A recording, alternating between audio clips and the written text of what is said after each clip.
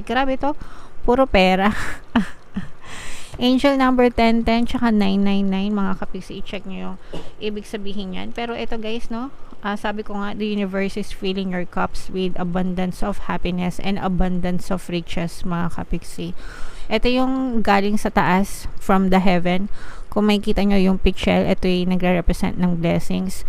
Binubuhusan ka ni universe ng mga blessings, pagpapala sa iyong relationship, at the same time sa iyong kaperahan. So this is abundance of love, happiness, and money. Okay, so jackpot ito para sa'yo, Sagittarius, kasi maganda na yung love department mo, maganda pa yung money department mo. So double combo ito.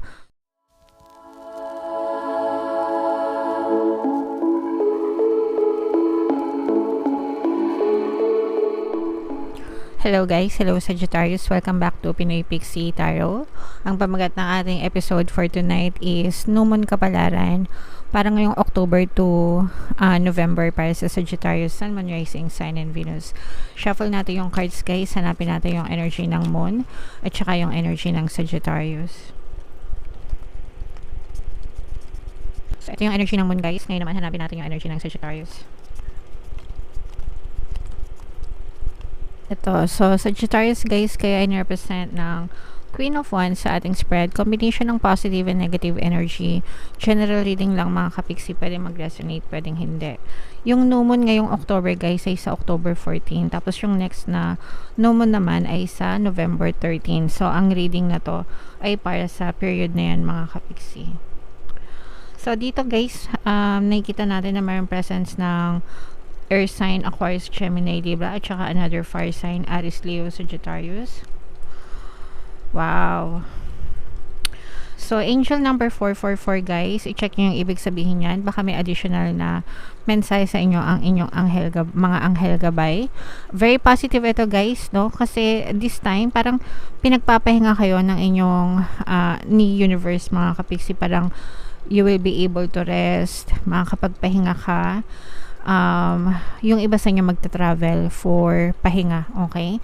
So, comment down below guys if meron kayo talaga mga travel plans, pero maganda yung panahon para sa inyo if in case na magta-travel kayo, para makapag-recharge kayo, makapag-cleanse and makapag-recharge din ng inyong mga energies mga kapiksi. So, ang sentro ng energy nyo is more on yourself guys. So parang you are also focusing on your healing mga kapiksi, kasi parang nagpapagaling din kayo, lalo na kung meron kayong mga dinadamdam sa katawan, like mga physical na nararamdaman talaga mga kapiksi, kasama na rin yung mental and emotional state nyo. Parang gusto nyo munang i-focus yung energy nyo,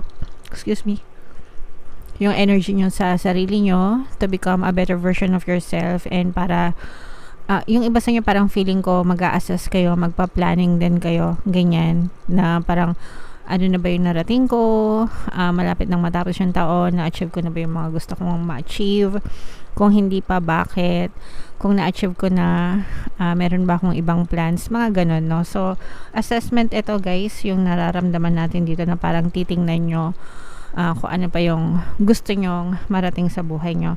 For some of you guys, no, parang this is also rewards. Parang bibigyan nyo din ng reward yung sarili nyo, no? Yung pagpapahinga, yung pagta-travel, parang feeling ko, reward mo yan sa sarili mo. Dahil naging masikap ka sa buhay mo, hindi ka nagpa banjing, hindi ka nagpatihaya lang, talagang nakita natin yung mga effort mo, kaya parang bibigay mo itong reward sa sarili mo. Yung iba sa inyo guys, parang literal na maaaring manalo kayo ng mga travel opportunities, no? Kung let's say for example may mga sinalihan kayong raffle ganyan, or pwedeng ano din to, rewards ng kumpanya, kasi merong ibang mga ganon na kumpanya na kapag na-hit mo yung sales mo, or kapag na-hit mo yung performance mo, meron kang ganitong klaseng bonus, and ang bonus mo is makapagpahinga, either bakasyon sa ibang lugar or vacation leave, something like that mga kapiksi, okay?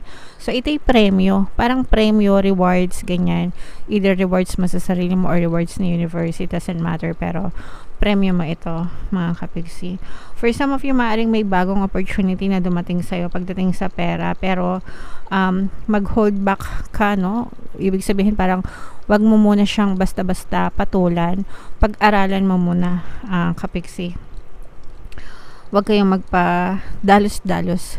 Kailangan gamitin yung isip nyo, guys, versus dun sa bugso ng damdamin nyo. I-assess, planuhin mabuti, i-research mabuti kung legit ba, authentic ba yung mga investments na dumadating sa inyo bago kayo maglabas ng pera. Okay? So, yun yung isa sa mga mensahe din para sa inyo. Ayan guys, so punong-puno talaga kayo ng kasiyahan. The universe is filling your cups with a lot of happiness and abundance, mga kapiksi. Sa angel number 1010 guys, i-check nyo yung ibig sabihin yan. Baka may additional na mensahe sa inyo ang inyong anghel gabay. Grabe to, puro pera. Angel number 1010 tsaka 999, mga kapiksi, i-check nyo yung ibig sabihin yan. Pero ito guys, no, sabi ko nga, the universe is filling your cups with abundance of happiness and abundance of riches, mga kapiksi. Ito yung galing sa taas, from the heaven. Kung makikita nyo yung picture, ito yung nagre-represent ng blessings. Binubuhusan ka ni universe ng mga blessings, pagpapala sa iyong relationship, at the same time sa iyong kaperahan. So this is abundance of love, happiness, and money. Okay? So jackpot ito para sa iyo, Sagittarius, kasi maganda na yung love department mo, maganda pa yung money department mo. So double combo ito. I-comment mo na sa Sagittarius guys. Sa comment section, mind double combo, mind blessings, mind pagpapala, mind abundance of love, mind abundance of money, mind abundance of wealth. Kasi talagang maganda yung love department mo at saka money department. Si universe na yun nagbubuhos ng blessing para sa inyo guys, puro pera. Okay, pero at the same time, no, parang may mga stress and worries ka din. Huwag kang mag-overthink, kapiksi. Yung pag-overthink mo, yun yung dahilan ng stress mo. Okay, so stop overthinking, stop worrying. The universe has your back. Ipagpasa Diyos mo lahat ng iyong mga worries. Everything is working out in your favor. I-comment nyo yan sa baba guys. Everything is always working out in my favor para talagang mawala yung mga worries and stress nyo sa buhay, Sagittarius. Okay, so very promising ng energy nyo, Sagittarius. Comment down below guys if naka-resonate kayo dyan, and yung mga pinapamain ko, no, i-main nyo na. Tingnan natin yung additional na message para sa inyo gamit itong deck na to. Habang sinashuffle natin to guys, panoorin nyo muna tong video natin regarding sa ating paano mag-manifest ng abundance video course. Kapiksi, sawa ka na ba sa mga struggles at hirap sa buhay mo? Masipag ka ba at masikap sa buhay ngunit hindi ka pa rin umaasenso? Ilang beses ka na bang nag-attempt magnegosyo at mag-invest pero palagi ka pa rin nalulugi? Sa pagkakataon na ito ay maaaring may subconscious beliefs ka na nagiging balakid sa iyong pag-unlad at pagyaman. Introducing, paano mag-manifest ng abundance video course. Dito ay matututunan mong ma-overcome ang mga balakid mo para tuluyan ka ng umunlad, umasenso, sumagana, maging matagumpay, successful at maswerte sa iyong kabuhayan, pera, trabaho, negosyo, salapi at kaperahan ng bonggang-bongga. Dali, mag-send na ng email sa pinoypixitaro@gmail.com at simulan na ang iyong pagyaman ngayon. Alright, so gusto mo bang yumaman, kapiksi? Kung gusto mong yumaman, umandad at umasenso ng bongga, mag-avail ka na ng course na yan. Super nice, super ganda. And good news, no, kasi magbibigay ako ng 10% discount sa lahat ng mag-avail ng course until October 31, mga kapiksi. So mag-avail na kayo. And meron din tayong email coaching, manifest your desires using the law of attraction. If meron kayong mga specific na gusto nyong i-manifest, pwedeng love and relationship, pwedeng money or career, mga kapiksi, pwede kayong magpabook ng email coaching session with me. Mag-send lang kayo ng email sa pinoypixitaro@gmail.com.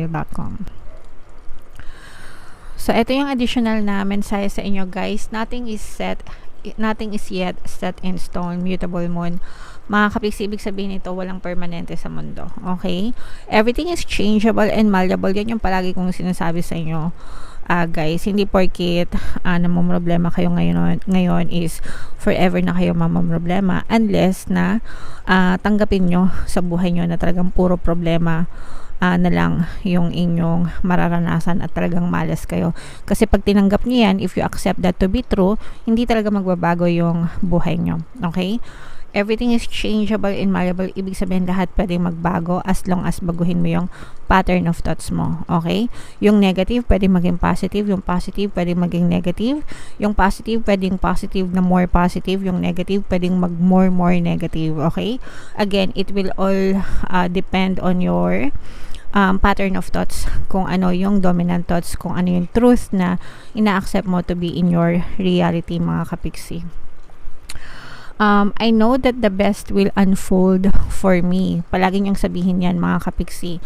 I-comment nyo na rin sa baba, guys. I know that the best will unfold for me. Ibig sabihin yan, paparating din sa'yo yung mga the best na galing from the universe. Okay? So again, i-comment nyo yan sa baba. I know that the best will unfold for me. You're meandering towards your goal and that's okay. Ibig sabihin nito, guys, papunta kayo sa goals nyo, sa inyong desires. Syempre, kung iyong ifo-focus yung attention doon. Kasi kung hindi naman nakafocus yung attention nyo sa goals nyo, hindi nyo talaga yan ma-achieve, no? Kung nakafocus yung attention nyo sa mga problema, pagsubok, challenges, kamalasan, yun talaga yung magmamanifest sa buhay nyo. Because whatever you focus on manifests, mga kapiksi. Ibig sabihin, every day, on a daily basis, itanong mo sa sarili mo, saan nakafocus yung attention ko? Anong iniisip ko? What's the voice in my head telling me kung ano yung palagi kong sinasabi sa sarili ko, di ba? Yun yung magre-reflect sa 3D mo. So, make sure na palagi kayo nakafocus sa desires nyo. Alright? Staying adaptable is the key to success for you now. Kailangan marunong kayong mag-adapt. Kailangan marunong kayong flexible kayo, no? Pag sinabing flexible, adaptability to change, no? Pwedeng, kumbaga parang tinatanggap nyo yung mga pagbabago, okay? So, yeah. Make sure you're not being led astray. Make sure na wag ka masyadong nagpapa-impluwensya agad-agad, no? Lalo na pag negative. Kung positive, guys, yung influence, okay lang yan. By all means, tanggapin nyo, yakapin nyo. Pero pag negative, i-filter nyo, no? Say no to those mga kapiksi. Okay? Have you become distracted? Time to focus. Okay? It's time to focus, mga kapiksi, kasi baka masyado ka nadidistract sa paligid mo, sa mga impluensya, sa mga nababasa mo, sa mga nakikita mo, sa mga naririnig mo.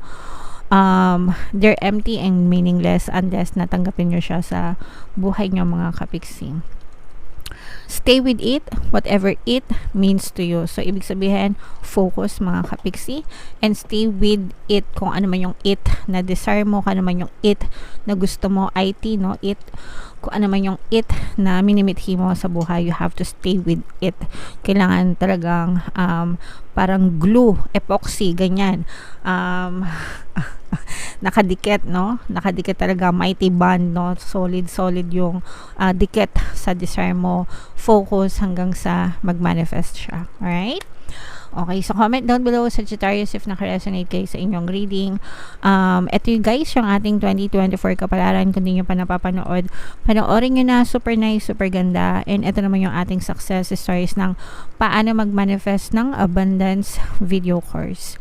Thank you for liking, sharing, and subscribing, mga kapiksi, and see you again next time. I love you all, guys. Have a nice day. Bye-bye.